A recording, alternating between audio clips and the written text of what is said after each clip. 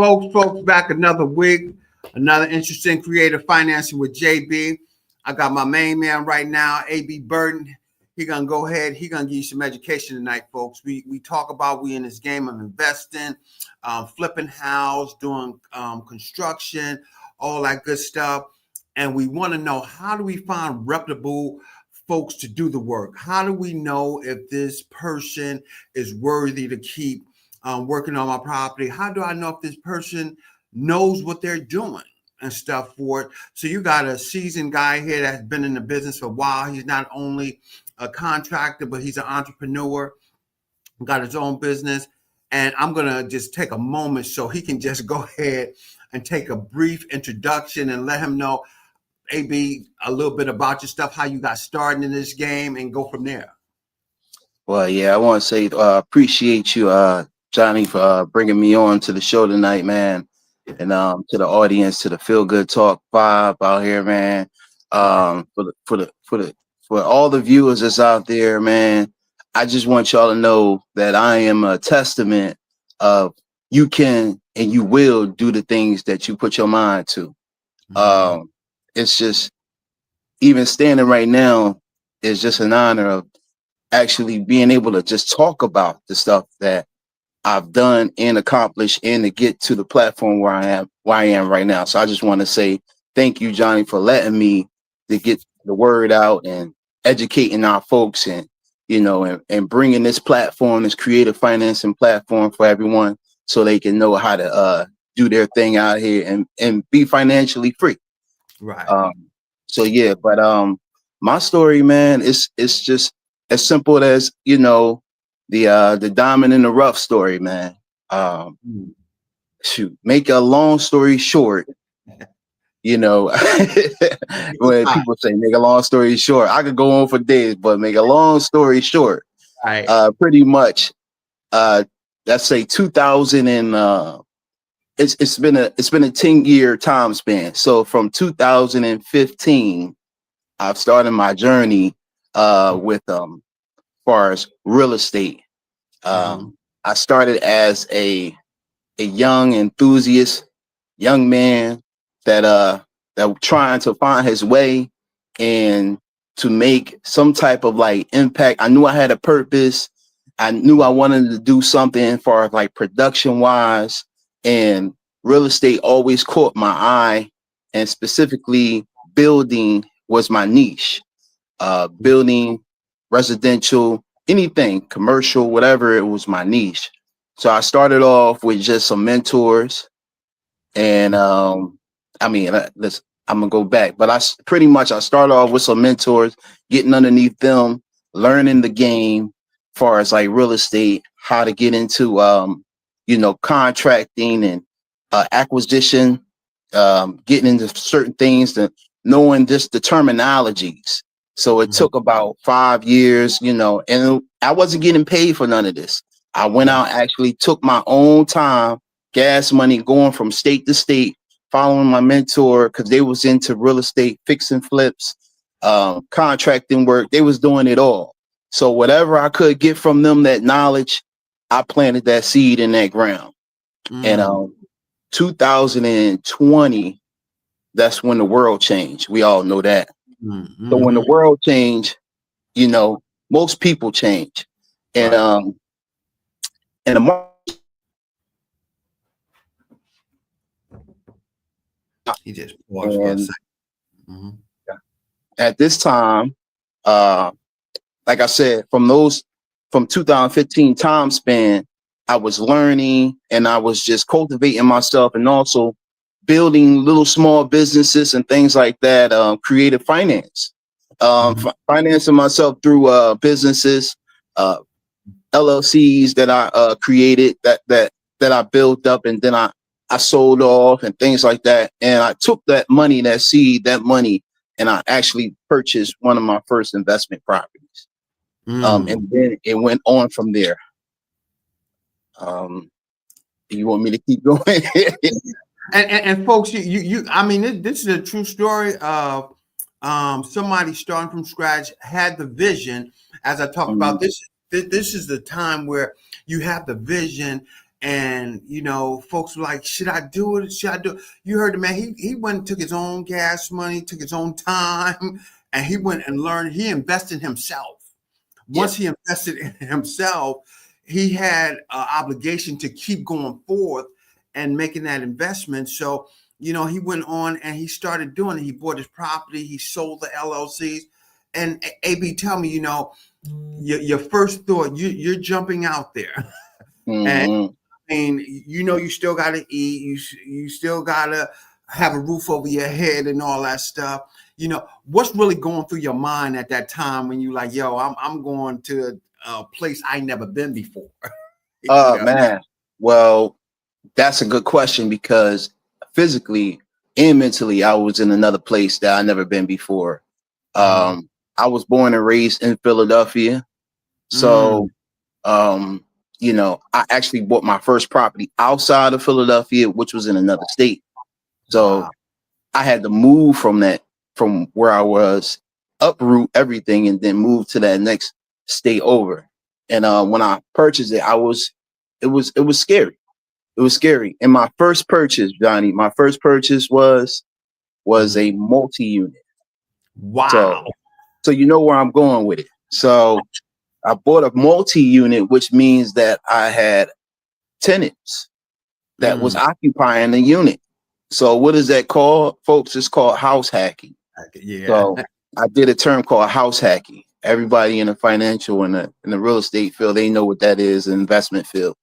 So pretty much house hacking is I was living on one side and then the tenants was living on the other side, and they was paying a fraction of the monthly mortgage, which was great for me because it was helping me build my finances a little even more. And once I got into the groove of the house hacking, I took those profits that I was making from the tenants, and then I actually went into going into the field of investing. Now I'm starting to do fix and flips. Now I'm gonna purchase my next property. So I was able to go ahead and get with some financial people like Johnny himself, some lenders, some hard money people, build a good rapport relationship with them. And I got into the fix and flip game. That was 2021. I got into the fix and flip game. And that was a learning curve. My first fix and flip, that was a learning curve. So out of that, the market had changed a little bit, but not too much where it was so bad I couldn't sell the property. It took some time to sell the home. I did everything right, but it took some time to sell the home. But I want to rewind that though. I want to hold that. This is how I got to Burton Services now. Everything coming full circle. So the week of I was about to do the closing for the fix and flip, the contractor that I was working with, he needed to be involved with the project for the lender to give me the acquisition to go through with it because they need a certified contractor. So he turned around and he backed out of the deal. And I mean, I thought it was over. I thought, God, why you do this to me? You brought me to this table, and I'm about to sign this week for this home, and this contractor decides to back out. So I had a friend, which me and Johnny, we share an acquaintance, and he stepped in. And he at the time had a license, a contractor license, but at the time he had a contractor license, so it was legit and everything. So that pushed it through. But he did not want to be a part of the process of contracting. He just had the paperwork, but he didn't actually have a team or anything to do the actual work. So who was left at the table? Who was left holding everything? Me. So here's why I say everything is possible. You can do it. And the seed work that I put in 5 years back actually came back to me, and I started to apply all the things that I learned from my mentors and all the things that I've studied. I put the work in. I mean, I put myself through a tumultuous amount of like courses and learning of, Mhm. OSHA training, all those things, different things I had to learn. And I learned that.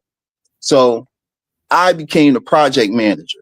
I became the contractor. I was out there seeking and finding certain certified folks to make sure the project moved along. And I had a small time frame for this house to be flipped. And the longer it is, the more interest you build, and the Right. more time. Yeah. So out of that, I had to go through the ringer. And once I came out the process, I realized, I said, I can do this. So I went, I sold that, and I did it again. And I kept the guys that I did the work with. And slowly, for sure, we became bonded. Me and my team, my guys, we built this good rapport with each other, and we started tackling more projects. And then I got my commercial project, which is down in Chester, PA, that I renovated a 2,200 square foot building. One of my prize projects today was a actual 2,200 square foot commercial building, and I turned it into a five unit office building, and then downstairs is an entertainment event space downstairs, all fully pressed out floors, everything. We blew the whole thing out, added steps, everything from the first floor to the second floor. We had to go through the whole permits and everything, and blueprints and floor planning. I mean, it was an exciting project, but we accomplished that thing, and that's still standing to this day. And I'm very proud to be a part of that, and the client that actually trusted me to go through that process with them, because you couldn't see the trees before the forest on that one, but we really got through that one. And I mean, it goes on to more and more projects, more and more homes and fix and flips. And then I eventually started getting into what you would call more so government contracts. I still did residential contracts with people, but I started developing myself into government contracting. So now we're fully established, qualified. We got all the certifications and everything. So we rolling now. We rolling, Johnny. I really appreciate that.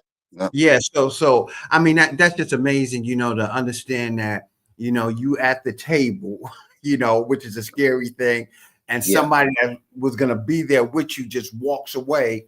And now you're standing there, but you got good folks that's in your corner that you don't know, that's always fighting for you to get you through that whole time. And then next thing they show up. I got you. We're gonna walk you through this thing. And that's a true testimony about being able to believe in yourself, being able just to go through when everybody's some people, and I tell folks all the time, some people's gonna just walk away from you.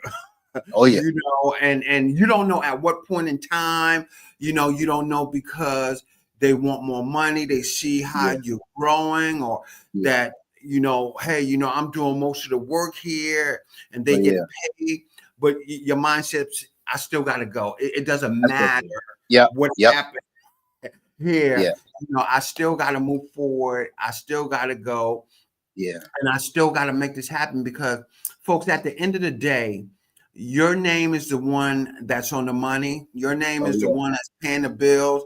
You are the image that people see when they get out there and they start to go forth and do it, and start talking about this. Somebody asked a question already, and they said, AB, what gave you the willpower to keep going forth when you seen that happen? Oh man, just the the mindset. I already made my mind up. I was stepping out on faith. That's one.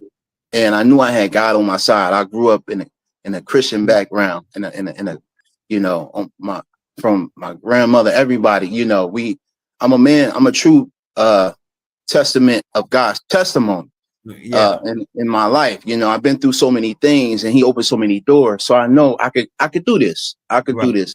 And, from my background, coming from the rough streets of Philadelphia, that was my fuel to keep going, legacy, just keep going and carrying the last name. I had to just carry that mantle and keep going. That was a good question. Yeah. And Burton, and then the next question just hit me up. Somebody said, "Now you went to doing it. How did you learn all the skill trades?" And folks, he learned all those skills from that 5 years, if y'all remember. Mhm. The question is, you learn all them skill trades priorly, but you're by yourself now. How did you bring that back to remember it when you got into the project? Okay, so it sounds like it's a two-part question. Yeah. So how did I learn? Let's go even further back. So uh, before 2015, I was in the union, Plasters Union Local Number 8 in Philadelphia. So I always had a construction background, and then my friend's father, he had a construction company, so I will always be as an apprentice underneath him. So I had always had a construction background, and then 2015, fast forward 2015, I was being just the labor, starting as the labor on the job, and I would learn, I would see the certain things that the electricians was doing, the plumbers were doing, and the carpenters were doing. I mean, I was cleaning up the floor at the end of the day, and then I started going. Let me ask you a question. How many? That's 3/8. What is that? What's going on over here? It's that pressure treated lumber you're using. What is so? These are the questions that I was asking.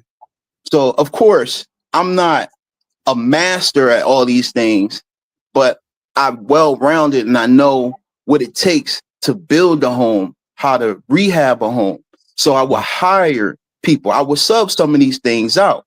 Once I started getting my crews, I would bring the guy that would do the carpentry that I know, the guy that's the certified electrician. I would bring them in. I would bring in the subs.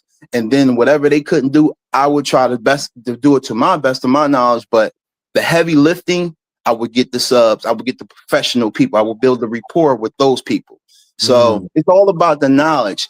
And it's good. It was good. Those years of cultivating and understanding is good because once you get into this thing, see, I'm going to keep it real because some contractors, they'll tell you something and they expect for you not to know it.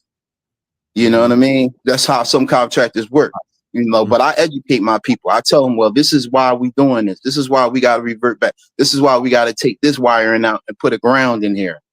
Some of the homes, they're not built a certain way. So knowledge is key. Knowledge is power. So I had to get my knowledge up on certain things. I had to know certain stuff. So when I went and fixed and flipped things and I hired subs and contractors, I knew because I was putting in the work, because I was looking over the shoulder, because I was understanding the process. You don't have to be Einstein with this thing. Anybody can do this, but you have to apply yourself. You have to understand, you have to apply yourself to these things. Great question. And that's important. And something I learned from there myself, it's the relationships he built. Yeah. He built them relationships. It's all about sharing that knowledge, as Chuck said. And when he built that relationship, that gave him a little more understanding that, hey, he didn't burn no bridges. He didn't piss nobody off before he left. He just kept growing there. And once it started, boom. So our next question, somebody just asked, it said, now fast forwarding, we have Burton Services, and now you're getting your first job from outside your own personal stuff. I mean, how different was that making that transition there?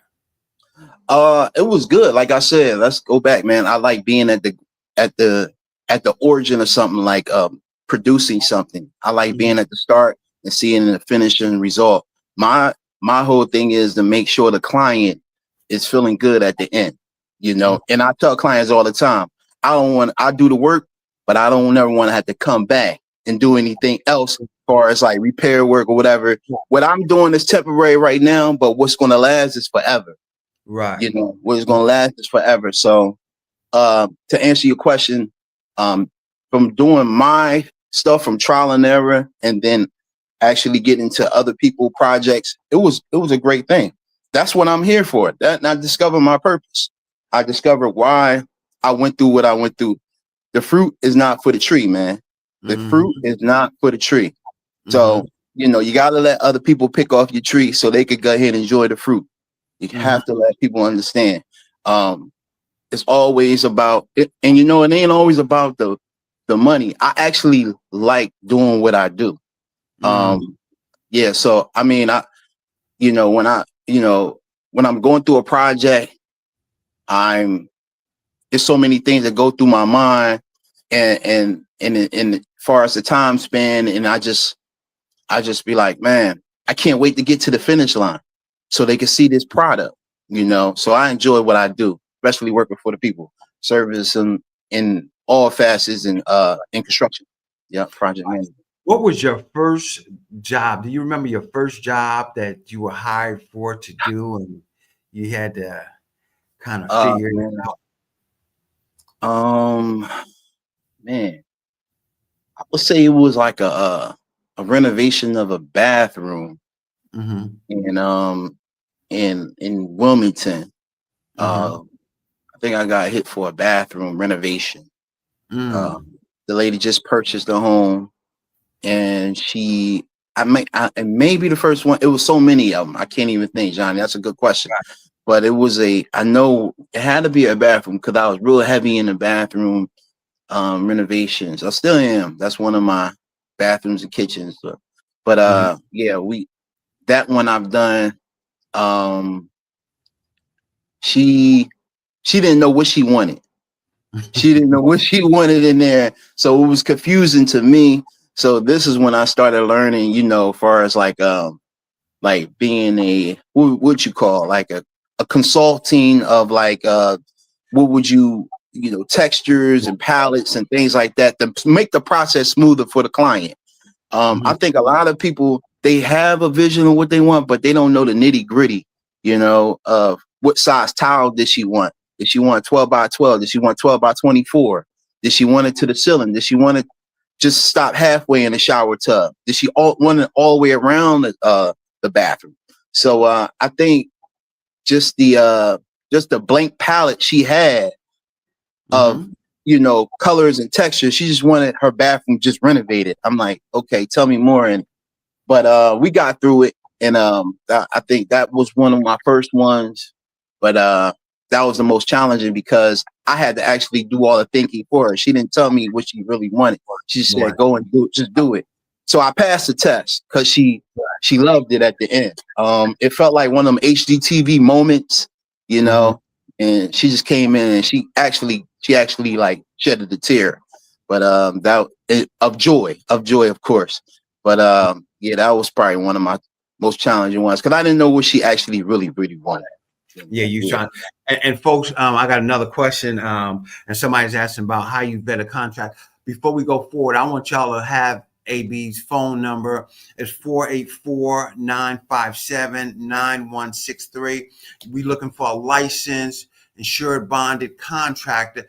Give him a call, have that conversation. He's on the gram as well as Invest with AB, and also at Burton Services Now. If you're looking for him on Facebook, he's on Burden Services Now on Facebook. Follow him.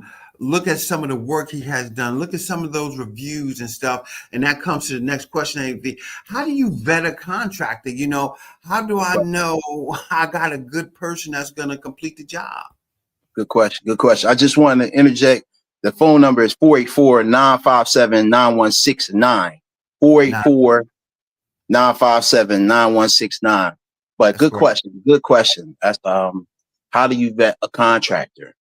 You have to do your due diligence, just like you do when you're doing comps, Mm-hmm. looking up the home. You also have to do your due diligence with your contractors. Most of my clients come from referral base. I Mm. would say about 65, 70% come referral base. And that's how I've been operating.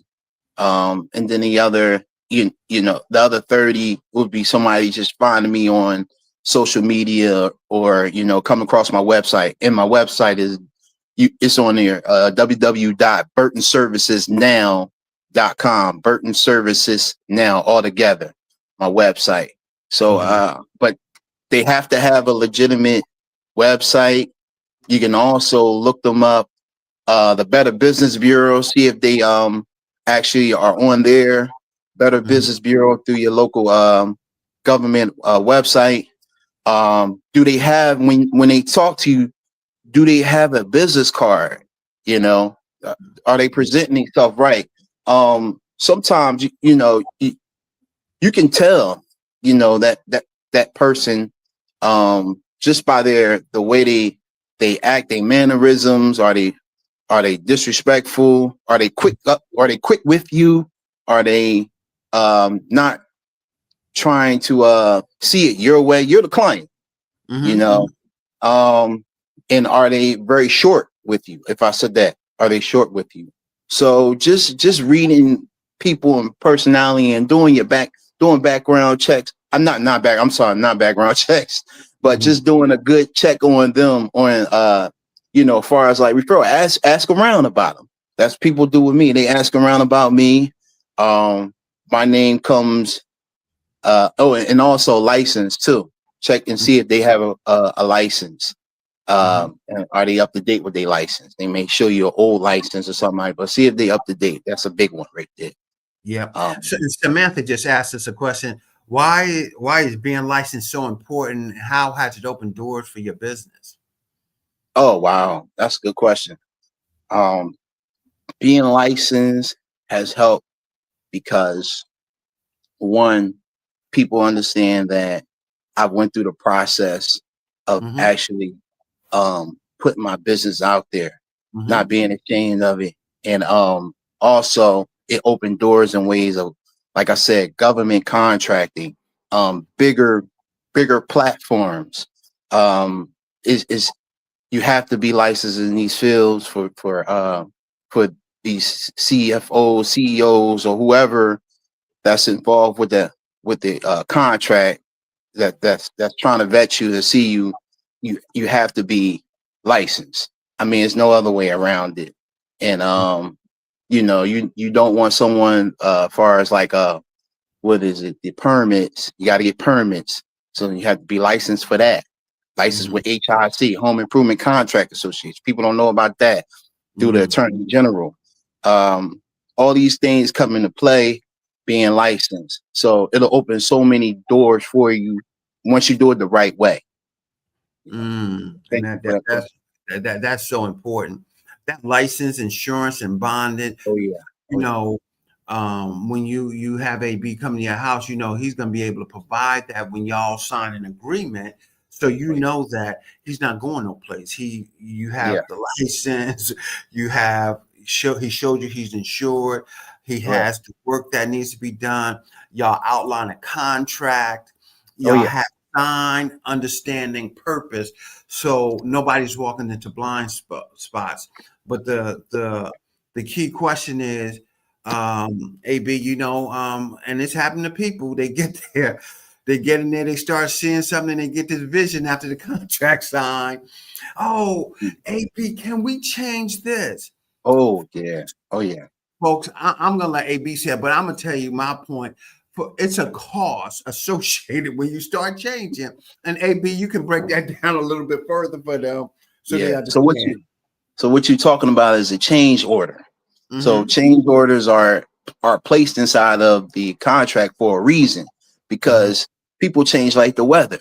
They may want to take away something. They may wake up late at night and call you or text you or something like that, and the next day and say, well, I don't want blue, I want orange walls or something like that. So what I do, particularly in the contract, I show them in the contract, we can do that, but they may come with an additional cost of changing up the actual scope of work. Especially folks, if you already done the work and now they want you to go ahead and take off the 12 by 24 tile and put up 12 by 12 tile or 4 by 4 tile, so that come with it. All we do is just reevaluate the work and see what it would cost, and then we'll go from there. I don't try to like hit people over the head with the cost too much, because I know you want to satisfy the customer. You do want to satisfy the customer, so we do come up with some kind of like arrangement, and to make sure all parties involved are pleased. Mm-hmm. Yep. Mm-hmm. And folks, I want to recommend. You've seen the number, you see the website, you see all that. When you call an AB, go with there with a plan, what your expectations is, so he's not guessing. you know, Yeah. he understands what you want done here, and he can give you a right way to do it. Do you love what you do, Tina? And I Tina, can see that. I'm like, Yeah. AB, answer that. Yeah. I answered that earlier. Honestly, Yeah. I said that I just said it on my own earlier. I really do love what I do. It's a call to purpose in my life. Um, it's something that I've I've been doing it, like I said, for a very long time, and I kind of like do this stuff in my sleep, Mhm. far as like building and construction and understanding, just getting the client from point A to point B all the way through, man. I really do love what I do, Tina. I appreciate that question. I do. Yeah. I really do. And somebody else asked a question. What is the biggest project you ever did, and what was so challenging about it? The biggest project I did was my first one.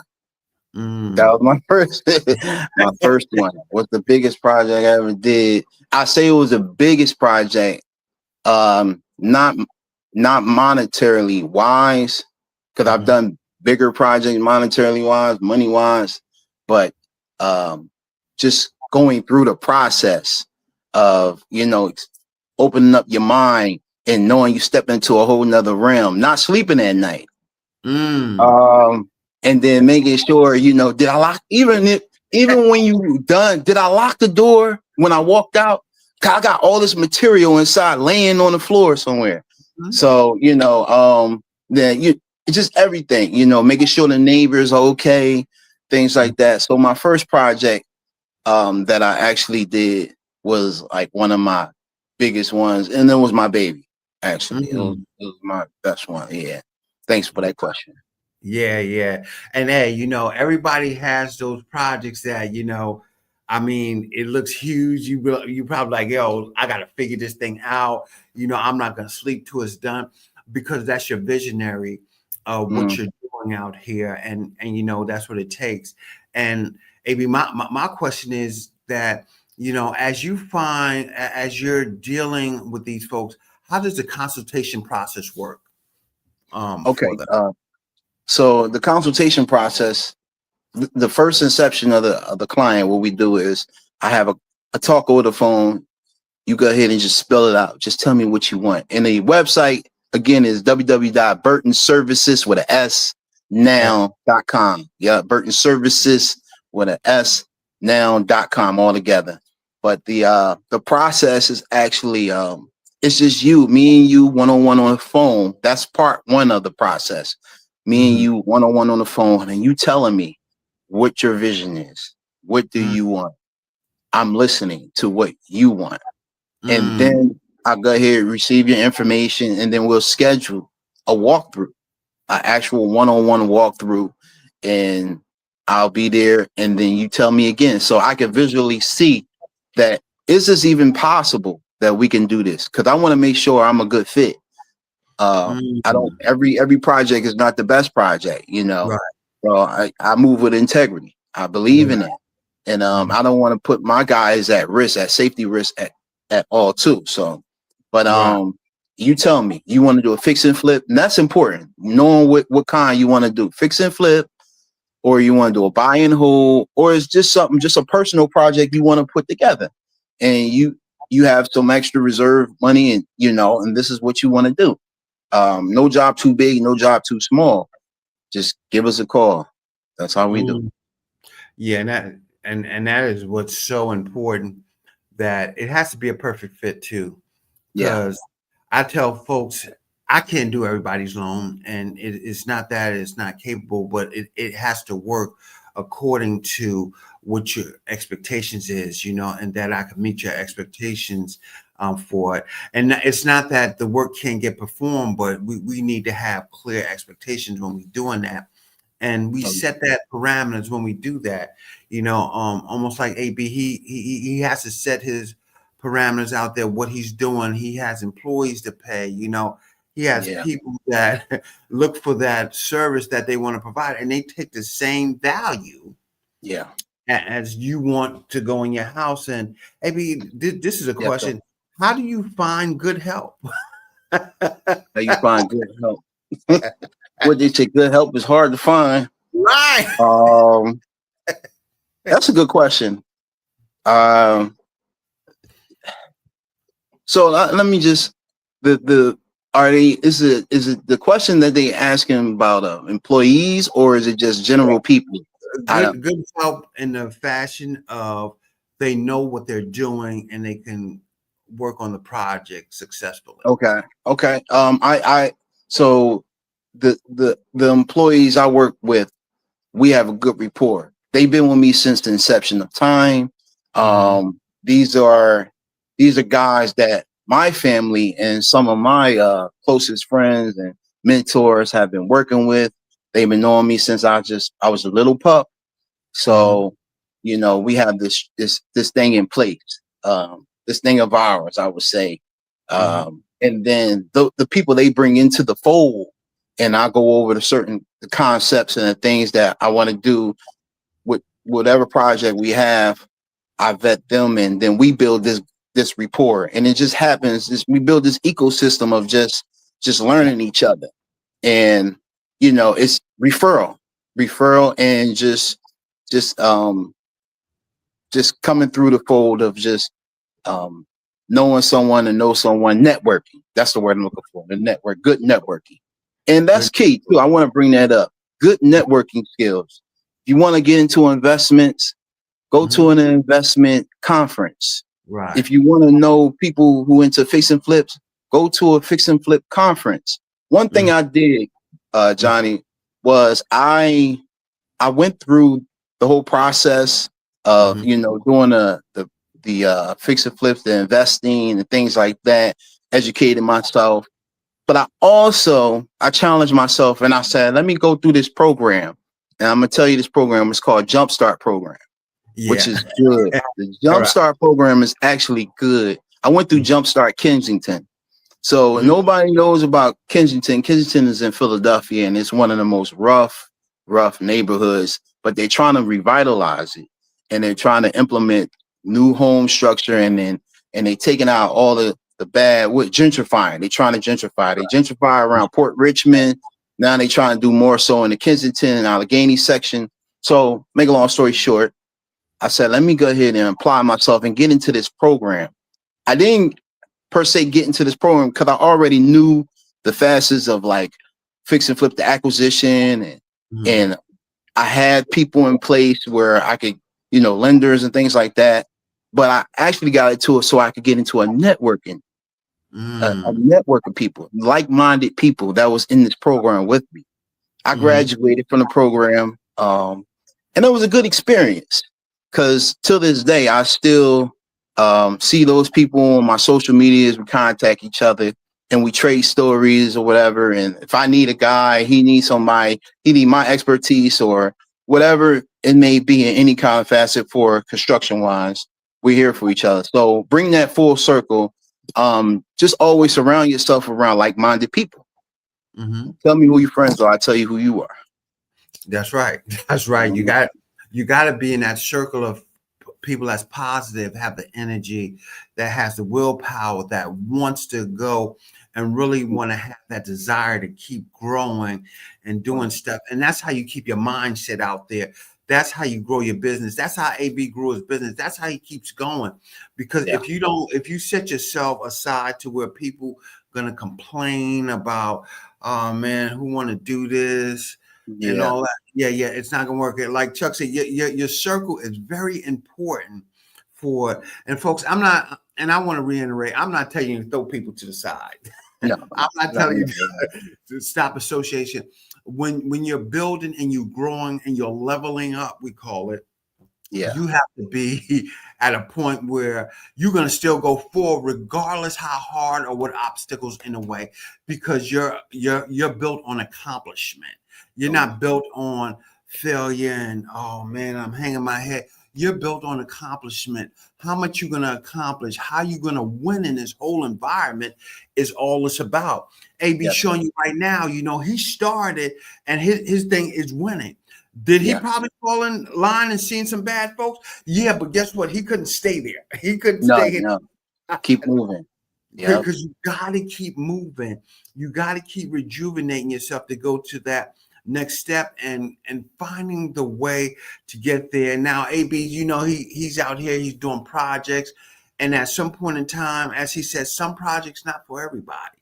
Some No. projects you're not going to do. So, AB, the next question that came up is, how do I know that I need a license when I'm doing rehab work? I mean, what's the requirements? Permits. So you can pull permits faster if you had a license. And then the outlets, like I said, just time pace. If when you get a license, things move faster. They pretty much you're able to, time is money. So you want to go ahead and when you go to the city building, the official building, they know that you're a licensed contractor, or they know you pulling a permit for something. They look at you in a different light. They look at you in a different light. They look at you as if you know what you're doing. You're responsible enough to do the things that you're trying to do. Yeah. And the question kept going. My uncle said that if I'm doing work in my house, I don't need a permit. How So yeah, true? that's a good. Yeah. So anything. It depends on what municipal what city or what structure where you are. So you don't need a permit if you want to put in doors. You don't need a permit if you want to put in windows. Don't take everything I say to heart or solid. But like I said, it depends on where. If you're in Sharon Hill, in Darby Township, they may have something different in there. If you're in Wilmington, though, they may have something different there. So you have to visit the actual municipal building and see what their codes are and actual what their structure is. But painting, I know for sure painting, drywall. But if you're putting in insulation, you need a permit. R12, anything in that nature. If you're doing a full rewire on a home, you're going to need a permit for that. If you're going to do some huge demo work or whatever in that nature, you may need a permit for that. You need a dumpster, you're going to need a permit for the dumpster. You're doing groundbreaking plumbing groundbreaking, like new install. You're taking out the drains and all that stuff, all new. You're going to need a permit for that. But if you're fixing and installing a toilet or in that nature, you just doing something with an outlet real quick, switching it out for a new old outlet with a new. That's you installing a ceiling fan or something. No, you don't need a permit for that. Right. And folks, like you say, you got to have the conversation. So, reach out to him, give him a call, let him know what's happening. Don't take it on yourself to say, well, I'm here, my uncle said, and I don't need to find out so you can stay compliant with that. Yeah. And just to give you an understanding of permits from a lending side, is to make sure that we have an occupancy. We can occupy that property that you're trying to move into or you're trying to sell and stuff like that. You have to have those because the lender's going to say, yo, let me see the permit for that extension to your house, or you get X, Y, and Z. So guess what happened? You're not gonna go back and say, man, I didn't get no permit. AB, I didn't get no permit. Now he's probably gonna say no because now you asked him to tear down something and then build it up. He's not gonna be able just to go to the county and get you a permit so we can show to an underwriter. It doesn't work like that. So to add to that, Johnny, that's the reason why we have this consultation. That we do the walkthrough so we know at the origin of the project, what are we trying to do? So that way I could go ahead and go back to the drawing board before I produce my scope of work for you and say, look, we're gonna have to pull permits because we're doing this A, B, we're doing this C and D, you know. And then I'll be able to get those and furnish them for you through the whole project. And we wouldn't have any problems once we get to the closing table. Once we get to, you know what I mean? Once we get to the lender, we won't have any issues. So that's why it's important to understand what permits are and what permits you do need. Okay. The next question is, what's the difference between a licensed contractor, licensed plumber, licensed electrician? They're all different facets of the construction industry. A licensed plumber can't do what a licensed electrician do. They're totally different. And they're both held accountable in their field. A master plumber, he's accountable in just plumbing, you know, not in electrical. I wouldn't hire a plumber to do electrical person's job. We wouldn't do that. So yeah, that's the difference. And a licensed contractor can do it all. Is that? Yeah. So a licensed contractor is pretty much the hub. It's the hub, and he is the conductor, the actual conductor of the project, the one that oversees the flow of the project. He's the one that oversees what every person in their individual field are doing. The electrician, is he installing the right Romex wiring? Is the plumber actually installing the toilet right? Is he installing are we using PEX? Are we using PVC? What are we doing? That's what the contract is. That's what my job would be. Because it's like being a coach. Every great team needs a coach. So that's pretty much what my role is, being a coach and overseeing the project and overlooking the project from beginning to the end. And then I have to know these things too, what they're doing. Their craft. Yeah, their crafts. I have to know. I don't have to know everything, but I have to know it enough to get us through the project, so it's done correctly. And that's important, you know. So your licensed contractor is like the overseer, and like AB was saying, it's like a team. So the licensed contractor is a head coach, and then you have a wide receiver coach. You got a running back coach. Those are your other assets. So when y'all looking at the licensed contractor, he's the one that's responsible for all that work that's being done in that house, and how it's gonna go about and how it's gonna work out. So if somebody tell you that I'm a licensed electrician, I can be your licensed contractor too. You want a licensed contractor. Everybody can't do everything, and you know, you have to go there. And as a licensed contractor, I mean, when you go to a project, you have to interview licensed plumbers and and stuff, electricians and stuff, just to make sure they can perform the tasks that need to be performed and get a price for it. Yeah, there's key questions you need to ask. You know, it's like an interview. If anybody that's been on a job before, it's like an interview, vetting them, understanding. You know, just throw something out there. You know, ask questions, inquire about the project, and at the same time, you know, be there when they're doing the project. If you hire them for the project, be there, watch them.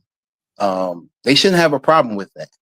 They shouldn't have an issue with you standing there, not micromanaging them, you know, giving them a hard time. But you know what I mean? Ask questions. Ask questions. And next question said, my house needed a roof, needed to be lifted because of structural damage. Would you think it'd be cheaper to tear the house down or to lift it so they can do the work? That's a complex question. So if it's structural damage, that means it started from the bottom up. Something happened. Every house is not the same, so I would have to see it. And you know, if you're tearing off the roof, that's a major thing. And you want to tear it down. Now you're making my mindset even go even further. Like, what is really wrong with it? You want to tear a home down. So, I mean, that's a complex question, but you can reach out to me and we can set up something. Yep. Yeah, and feel free to give them a call because like you said, some of these questions here, folks, and we don't mind them, are going to be a little bit difficult for AB just to make a sound judgment on it. That's why we have a consultant. You can explain the situation for for it because can a house be lifted up and they fix your structure? It probably can. What's the cost associated with? Yeah. You have to look at all of those things when you're doing it and get that. But feel free, give AB a call, 484-957-9169. I just want to say this. I'm sorry. I get this question a lot where people they're calling me and they want me to give them a price right there. Yeah. That's like, hey man, my roof is coming in and my ceilings is dropped all over the place, man. I got insulation coming in. I saw a raccoon. Oh my gosh, how much this gonna cost me? I'm like, bruh, what?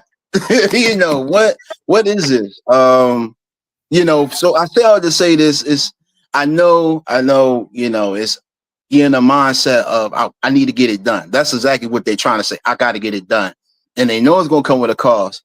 But people, you have to be patient. You have to understand that, the severity of the situation. I will take the severity of the situation, but I can't judge it over the phone just because you're telling me something or whatever. I have to actually go see it. Every house is different.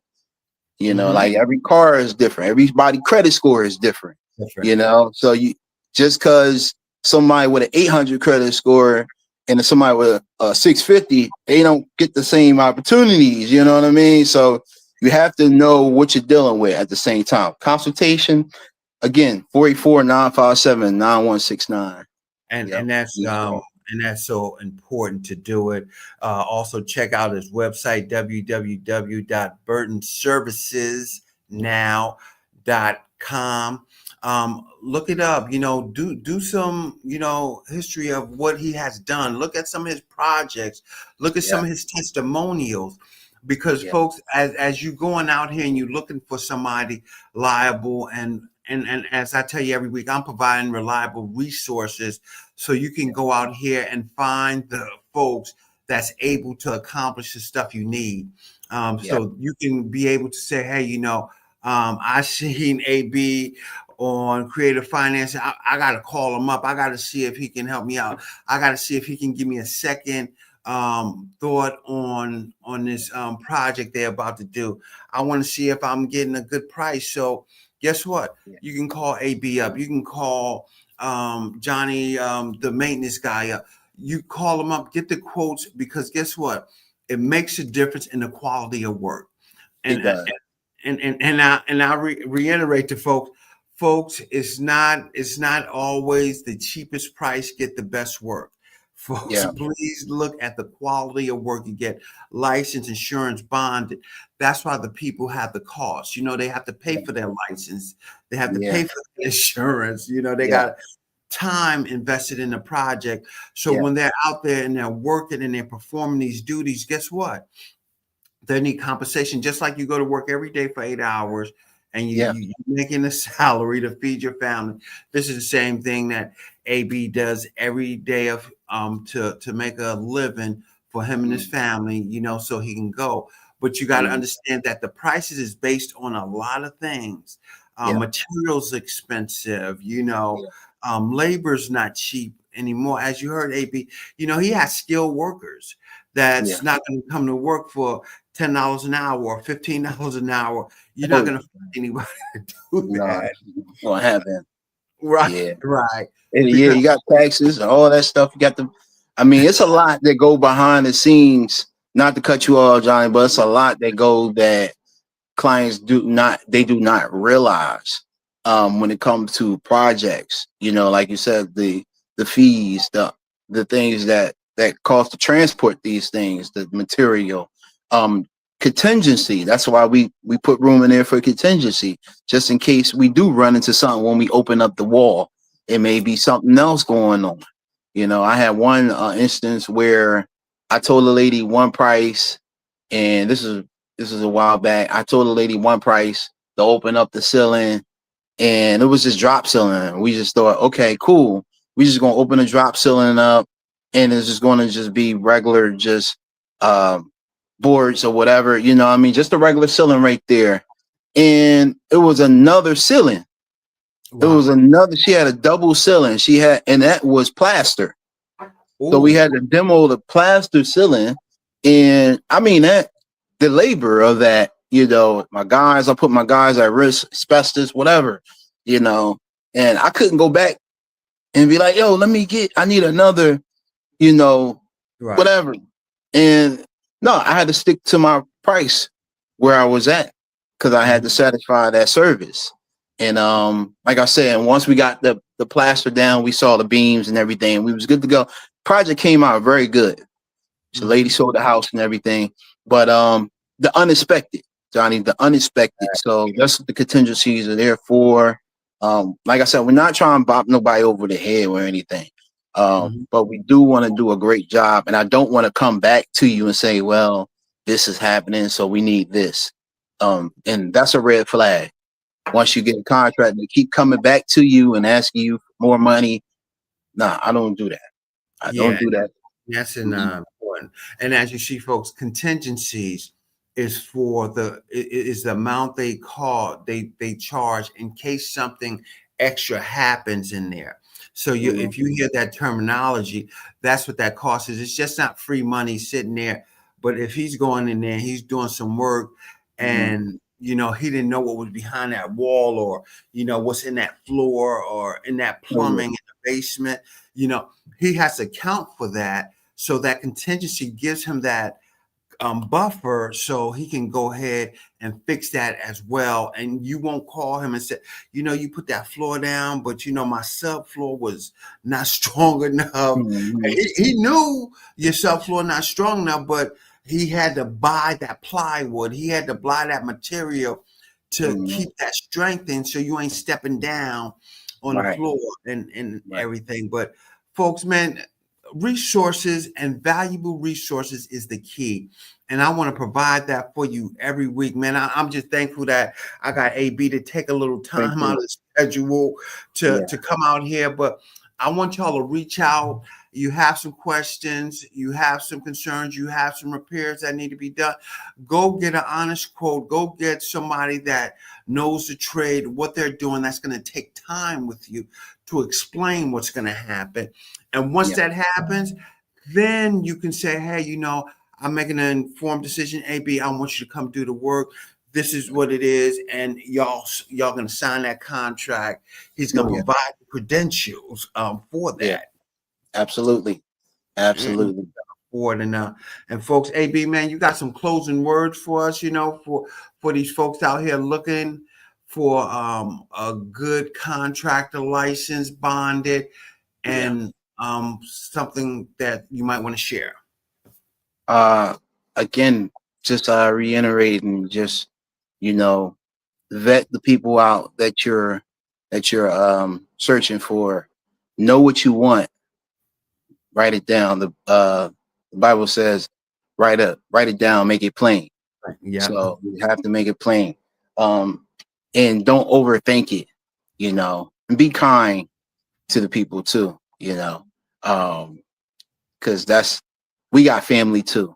We Mhm. got we got to answer, to our loved ones and things like that. So, but Mhm. it's possible. The process, whatever you're going through, um, it's possible. You can get from A to B and just apply yourself. Again, do your due diligence, people, like you did when you purchased in your home. Mhm. Do the work. Understand who you're dealing with, who you're working with. Check their credentials. Ask for business cards. Ask what's the latest project they're working on. Pop up Mhm. on them at the work site wherever they are, Mhm. and see their work. That's it. And yeah, and that's pretty much what it is, folks. Just do the work. And I just want to say, Johnny, I appreciate this time that you allow me to get on here and educate the folks. Also, I do like mentorship. Mm. So if you want to link do a one-on-one time, and I know we're probably going over time, but I just want to put that out there. I like teaching.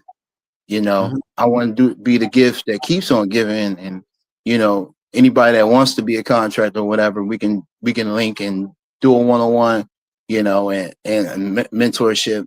So just go ahead and hit me on my platforms, like Johnny put out there, and then we can put something together, man, because legacy is important. You know what I mean? Living for your last name. My company says Burton Services now. My last name is what? Aaron Burton.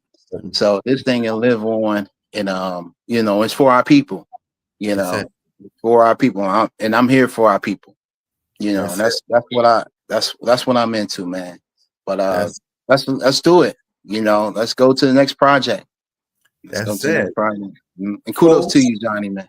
Thanks, man, folks. Another great week, another good resource. Man, AB's out here to provide that service for contracting, giving you understanding, estimate, and more than you can imagine, as he wants to teach and he wants to pass on that legacy of you understanding what it calls for. Until next week, man, we appreciate y'all for tuning in, but we'll see y'all again, and y'all have a good evening. Thanks.